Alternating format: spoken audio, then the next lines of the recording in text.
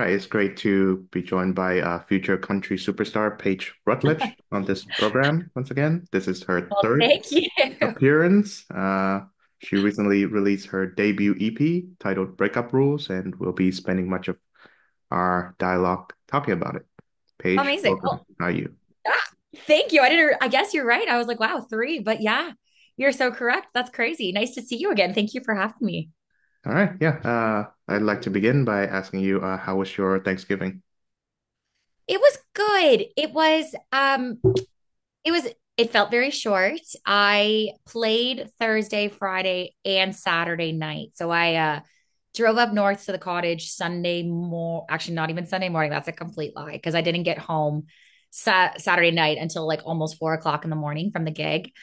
So I think I like got to my cottage around like 3 o'clock, 4 o'clock in the afternoon, had dinner with my family, and then had to leave Monday. So it was a very short-lived Thanksgiving, but it was nice to just kind of even shut off my brain for 24 hours. And anytime I haven't been up to the cottage a whole bunch in the past year. So any opportunity to kind of do that is a nice like escape. So I was more looking forward to just like having a little bit of a break and going up to the cottage. But it was good. It was short. Saw my family for like 24 hours and I was like, okay, love you all. See you later. Okay, yeah, yeah. The holidays they tend to just go by really fast, do They they not? do. They totally do. And they just, you know, those 20 like the time that I was there, I got to see some of my friends that were up north as well. Because you miss a lot. Like summer's a busy time when a lot of people have time off. The music world is kind of opposite and it's the busiest time of the year. So it's really making the time that you do have count. Oh yeah. So, tell me how excited and or nervous were you upon the release of the EP? Um there was so many feelings. I don't think it actually hit me until the show kind of started. So we have been working for almost 2 years on this collection of work, because when you're writing for a project, it doesn't just happen kind of in a span of a couple months. You write so many songs. There's a few that you're like, oh, maybe this is going to be the one that makes it, and then doesn't. You write something else, and so um, I can't remember exactly. I need to actually look at the dates. It was either Dive Bar Romeo or The Worst Thing. I'm like, again, I'd have to go back because they were pretty closely written together. Um, one of those was the first song. I'm pretty sure it's Dive Bar Romeo by like a couple months. And that was like, the first song of the project and the last one that I kind of released because I never put it out as a single. But the worst thing was the first single off of it, which has already been out for almost a year now. So, but even prior to that, we had everything kind of planned and not like in the process of being recorded. So you work for almost a year and a half, 2 years on putting together a project.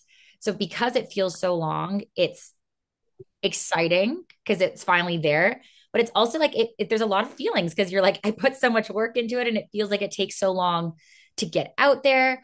I was nervous because it's the first time I've ever put out an EP. I never have done something to that before. And I don't think I realized, I think I knew what kind of came along with it. But every day I was like lying awake at night, being like on my to do list in my brain of everything that I had to do for the EP. And the main focus kind of with this release, like the asset that we wanted to do with it was the release show. So that was a really big part of it. And that was the moment when it hit me that, when I walked in on stage and saw how many people had shown up to celebrate something that I was so proud of, that's when it hit me in the moment that I was like, whoa, like we're doing this. There's literally no going back at this point. Um, Very relieved now that it's out into the world too. I just feel like when it came out at midnight, I was like, oh, a weight off my shoulders, like nothing else I can do now, kind of thing, but in the best way possible.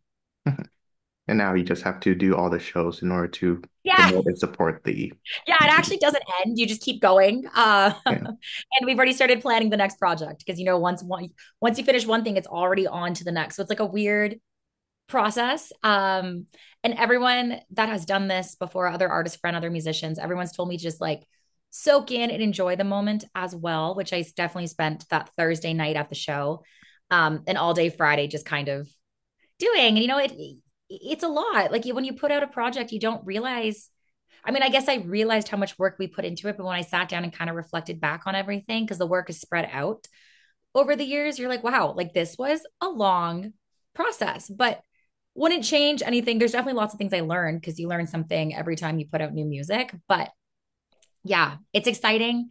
It feels like the end of something, but also the start of something new at the same time. So it's like kind of bittersweet that it's like, oh my gosh, we worked so hard on this project out into the world, but also really exciting that it's out into the world. Oh yeah. So tell me, what are the breakup rules? um, it's funny because I don't have, I guess in the song, like I've been asked that question a few times and I'm like, what are the breakup rules? No, there's the whole chorus of like, my one response was, in the last chorus, it's like, don't waste your breath on sorry, just listen to this song. And I was like, oh my gosh, is that like the perfect way to like capture the breakup rules is like listen to the song? But there's just so many things, when we were writing this, I was the one that had the title breakup rules in my phone. And I didn't know what we were going to do with it. I didn't know if it was going to be one of those things that I was like, it's pretty self explanatory, like the title of what the song's going to be about. But we kind of went in with this approach of not necessarily being like number one, number two, number three kind of thing, listing the lyrics. But it was more like, you don't get to have these things anymore since you don't like have me part of your life kind of thing. And it was more of we wanted the song to be really self-empowering. And I mean, I guess I hope that's what we did. That was kind of the message that came across from it. So like, like that you don't get to call me baby, like you don't get to have these privileges anymore after you've hurt somebody. So anybody's breakup rules can fall into the song as long as they maintain like being self-empowered and saying no. That's the number one rule. I think if we can take away from the song, it's don't give back in. Right. So, assuming that you are single at the moment, how are you enjoying single life thus far? It ain't that bad. No, I'm kidding. I'm like, how can I make it's good. You know what? I just write songs and my life is so consumed by music right now, which is great and keeps me busy. And I get to share a lot of experiences with people I love and my band and my friends that come along to different shows. And so even heading into, the winter now, it's supposed to be like the quieter season. We have shows booked all the way till December 28th. So there's still, and I mean, more stuff kind of comes up each week. So it's not even like we have a little bit of downtime. So it's really just like 2 feet in. So there's no time to even be thinking about anything aside from just kind of full full steam ahead kind of in this until the end of the year. But yeah, living the life right now, just getting to write songs, live life, like have some experiences. And I think that's a really important part of, this career is living and meeting people and just getting to write about my experiences after. Mhm. Yeah. And one of your upcoming shows, it's going to be on this weekend. So we're recording on the 16th October, and Yeah, the show is on the 19th, and it's going to be a Taylor Swift tribute concert. So it tell me more about is. that. Yeah, as I'm like the poster from the last one is sitting right underneath my laptop here. So we're doing this is I guess the third time I have been a part of this tribute series, and it's called Feeling 22. And it's like a bunch of Ontario country artists that come together. I think there's 6 of us throughout the night. The format just changed a little bit, so I'm trying to like remember what the new format is. But yeah, it's the last time we did this, it was in January, which is insane because it doesn't feel like January was that long ago, but I guess like, it's already midway through October. And so it will be really fun. I'm looking forward to it. It's just a great day to get, Taylor Swift, I've mentioned this quite a few times, has made such an impact on my career and, the songs I write and very, very heavily influenced by Taylor. And so it's just fun to get to go on stage and sing her songs and talk about the impact that she's made in my life and just watch the audience kind of, like it's an all ages one that we're doing this Saturday. And so we did one in January as well. And just watching like people of all ages have that same look in their eyes is a really special connecting moment between like artist and audience. And so it'll be fun. It's a little bit different too, right? I'm so used to not getting to do any sort of like tribute. You do covers and stuff like that in your set, but it's different getting to just kind of be up there and singing songs that have meant so much to me growing up and then watching how the audience reacts to that. So it's just a beautiful day. I enjoy it. It'll be a lot of fun. All right. I wish you the best. Thank you. Okay, so of course, Taylor Swift is known for writing a lot of breakup songs. Some of them are Mhm. her most famous songs. So tell me, to what extent did you learn your breakup rules from her? Probably all of them. I definitely have always been influenced by Taylor's writing. I think there's something so just like vulnerable about every single song she puts out, and but in a way where she's just not afraid to say the things, and she doesn't like, and she's said this in interviews where she's just like, this is me, like this is kind of what I live, what I write about. And I just think, writing songs can be really scary, and you're putting a whole piece of yourself out to the world and hoping that they don't kind of judge you. And so I just think it's really inspiring that she's just written about every aspect of her life and doesn't really have, like any boundaries on what she holds back on. And that comes through. And that's something I've always tried to do, like whether it's a breakup song or whether it's just like any song that I've written. I've always just wanted to be like 100% authentic to me. And because I think the listeners can hear when you're really telling a piece of your story, and then that's how they can find their piece of it. So always inspired by Taylor. I started listening to her in 2006 when she put out her very first album. So definitely, I don't even think I realize how much of an impact she has had over my life. But it's almost, wait, we're in 2024. So I've almost been a fan for 20 years of Taylor Swift. So definitely lots of impact. So what can you tell us about your next musical project? Oh my goodness. It's still, I leave for Nashville at the beginning of December to go back and start writing some more. So right now I'm kind of just in that like brainstorming process of different ideas that I have. I haven't written a whole bunch this year because we've been so focused on releasing the EP that has been like the sole focus. So I've just been like, in between playing shows and putting out this EP, really living and kind of taking in every experience that I've been given. And, along that, you get inspired and you meet people. And so I've like have my like whole list of ideas in my phone currently for things that I want to write about next. So I don't know exactly what direction I'm going to go. And it's exciting because it's something so new. And the last couple of years have been such a focus on putting out this EP and kind of the basis of like, what it was going to be about. So I don't know what direction I'm going to go in just yet, but I'm excited to have a fresh, like, palette, I guess, in a way, and head back to the States in December and see what happens. But hopefully, like my goal is to even have some new music out by spring of 2025, which really isn't that far away in a sense because you kind of got to get started on that like in the next really December. So we'll see. It's exciting. The next couple months are just kind of some brainstorming and writing and seeing what comes out of that. Okay, yeah, I'm excited to hear your new music. Thank you. I'm excited too. I don't know what it's going to be. And I think that's the most exciting part about it. Hmm. Yeah, I agree. So, the EP has two versions of the same song. One is The Worst Thing, the single, and also the stripped down acoustic version of the same Mhm. song. So, tell me about how different are the recordings? Yeah. So when I wrote The Worst Thing, I wrote it with Lydia Sutherland and Rich Cloak. And like I said, it was the first single that came off of the EP, which has been out for almost a year ago now. We released it in November of 2023. And I think we had this moment after I put out The Worst Thing. So it was my first song to get picked up by radio as well. Sirius XM picked it up on channel 171, which is top of the country. And I I think The Worst Thing might be like the most sad song I've ever written and the most vulnerable. And that song has just meant so much to me because I was really scared to put that song out, to be so transparent.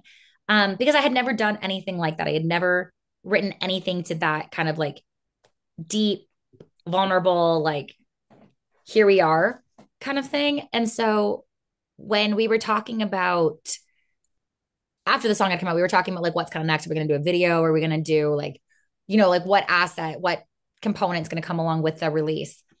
And I was like, what if we did like this really stripped down, just like piano ballad for the video? Because I was like, the lyrics are so raw and so vulnerable that I think like we put it into a very Paige version of the song, which obviously is what was going to happen when we released it. But I was like, what if we did like kind of the complete opposite and stripped back that production and just had a moment to focus solely on the lyrics?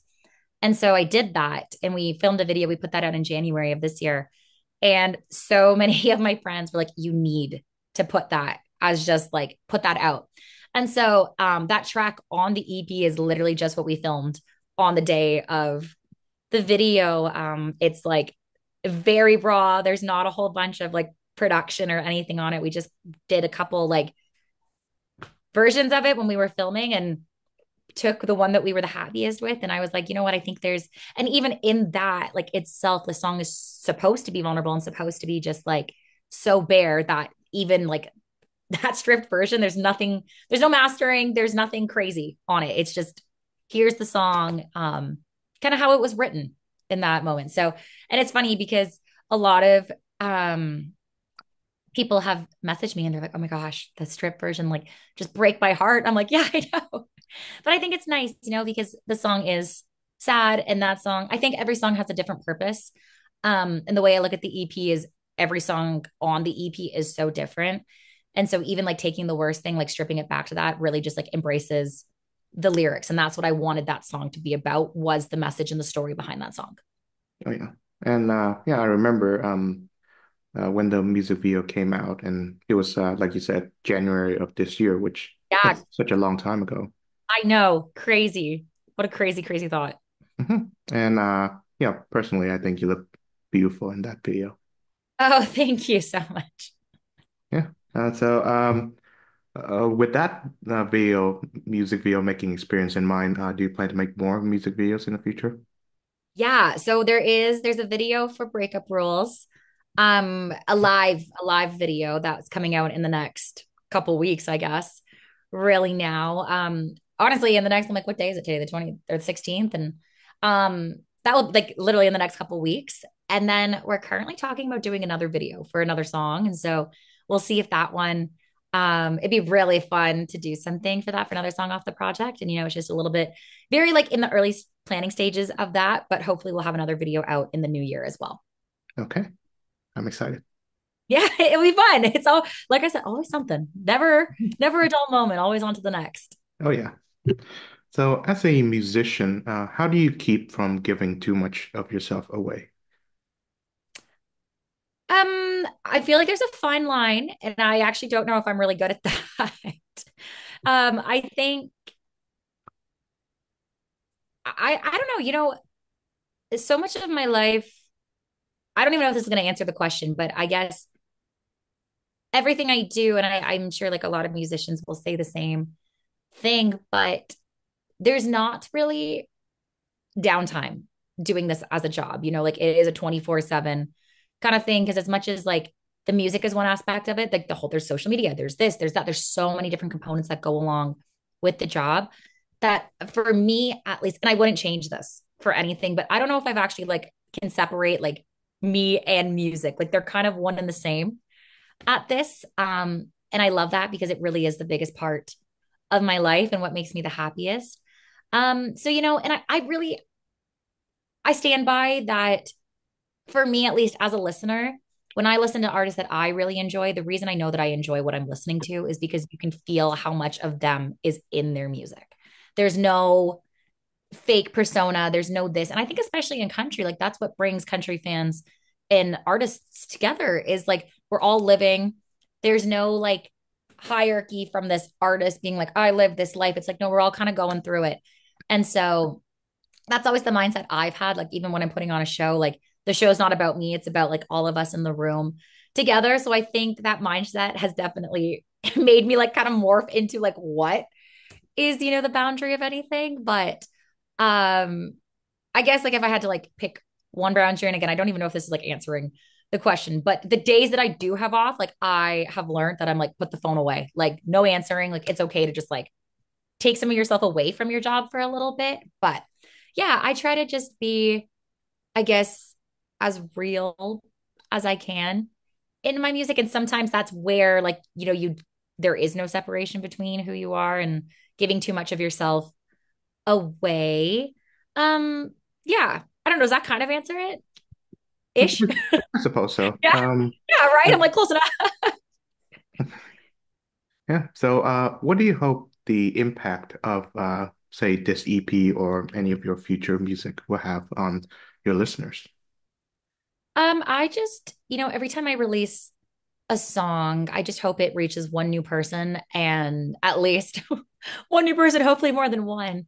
But there's something really, really special about when you receive a message and just being like, this song helps me get through this. And I'm like, then I did everything that I've ever wanted to do. Everyone, like I said a little bit earlier, everyone has a version of a story or can find a version of their story in a song, and that's what makes us, I think, so like drawn to music, is we're like, wow, this like relates to my life.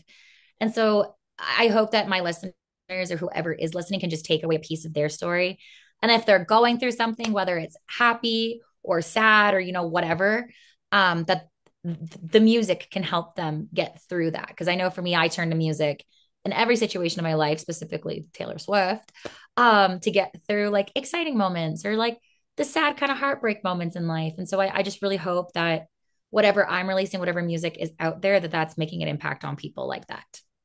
Mhm.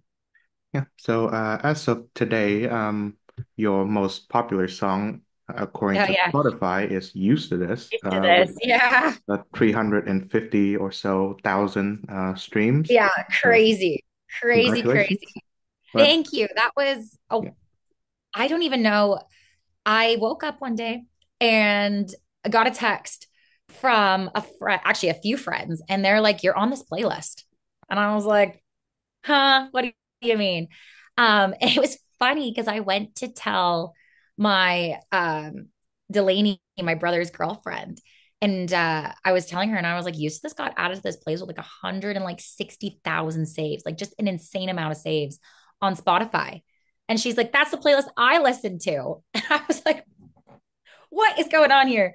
So that was just, and it was fairly high up on the playlist. So shout out to Spotify for just like sending some love there on that one. And it was cool. I could see the impact of that because when we played festivals and stuff this summer, I could see people singing along in the audience. And like we have the early afternoon time slots. And so it's just like it's so special when you see someone singing back your lyrics and you're like, I have no clue who this person is. I've never seen this person in my life. And I was like, okay, cool. People are listening. That's a good feeling. Yeah, and I wonder, does it bring you more joy to, see, the numbers going up and up and at an astonishing rate, or, hearing, say, testimonies, so to speak, from people who have listened to your song and have had personal connections with it? Oh, definitely the second one. I really try to not focus on numbers because I think numbers are like the worst enemy in the music industry. And it's really easy to get fixated on numbers. And I just think like that's a really slippery slope. Just if you're thinking about your followers, like the number of followers, I mean, and like the number of streams in this, because at the end of the day, like yes, numbers are super important to the industry. I wish, like to an extent, they weren't so important, but that's a whole other conversation. But music should be, and I've always stood by this, music should be about the impact that it has on people. And so maybe numbers is a reflection of that in some way too. Like obviously it's nice. And I'm so grateful to see growth and just always have like those moments. Um, but it should be about the person and like like the connection, the human connection, I mean. And so for me, it's way more impactful when I receive an Instagram DM or receives like running into someone at the in the bathroom at a bar, like a bar that we play, like one of the country clubs that we play. And they're like, we listen to you all the time. And I'm like, those are the moments that mean so much to me. Mhm. Yeah, and I suppose when I do my podcast, I care pretty little about how the show is doing numbers wise. Yeah. I know it's doing pretty well, but unless I'm asked, about the listenership, then I'll find out. And Yeah. I I would actually be somewhat concerned if, say, one of my episodes started to go viral because in the internet age, people often get viral for the wrong reasons. So, That's also very true. Yeah. I was gonna say numbers can be a slippery slope. It really can be. Oh yeah. So with that said, I wish you all the best with Thank Breakup you. Rules, the EP, the tour, and of course I look forward to your new music. Thank you again, Awesome. Paige Thank Rutledge. you so much for having me.